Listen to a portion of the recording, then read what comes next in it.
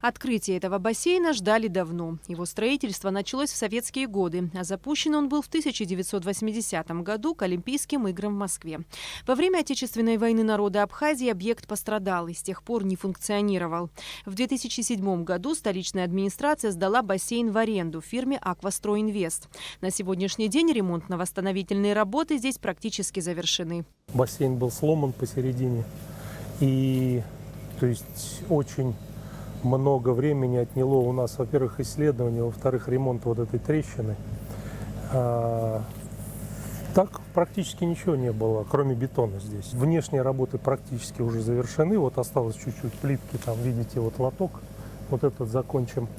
Дальше и на заключительной стадии внутренние работы. Бассейн предназначен как для учебно-тренировочных занятий, так и для спортивных соревнований. Объект соответствует олимпийским стандартам. Его ширина 20 метров, длина 50, глубина доходит до 2,5 метров. В бассейне 8 плавательных дорожек с пресной водой. За исключением социальных категорий граждан, посещение бассейна будет платным.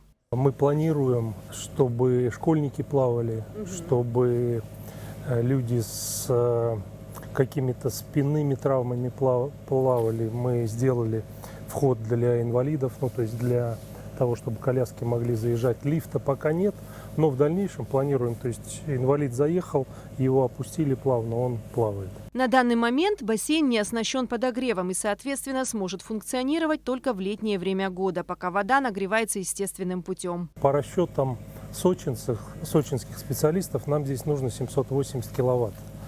Но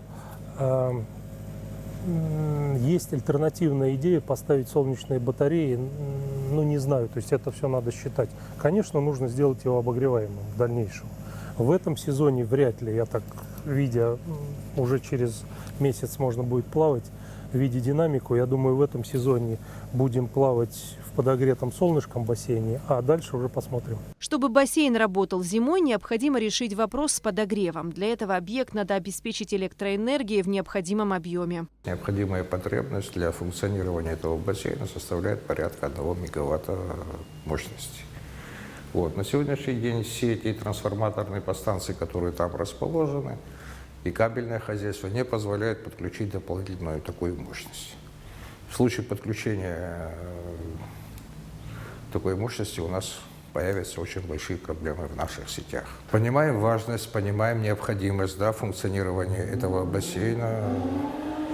Более того, что он и такую историческую имеет собой нагрузку. Это технически решали. Я думаю, это совместно с представителями, в смысле с Черногорэнерго и СУЭС, надо разработать техническое решение, принять и потом выполнить. Открытие бассейна планируется к 1 июня. Хочется надеяться на то, что жители и гости столицы смогут поплавать не только летом, когда в нашем распоряжении море, но еще и зимой. Эсма Гуланзе, Арина Гухава, Абхазское телевидение.